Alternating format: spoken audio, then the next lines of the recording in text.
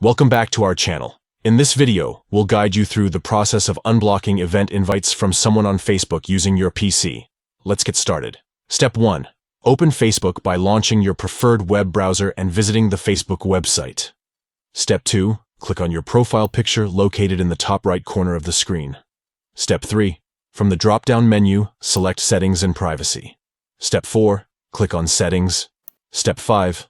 On the left-hand side, click on Privacy. Step 6. Scroll down and click on Blocking. Step 7. Next to block event invites, click on the Edit button. Step 8. Now click on See Your Blocked List. Step 9. Finally, locate the person's name and click on the Unblocked button next to their name.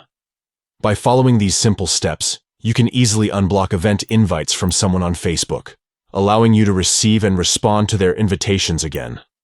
If you found this tutorial helpful, please give this video a thumbs up, subscribe to our channel, and don't forget to hit the notification bell to stay updated with more useful tutorials.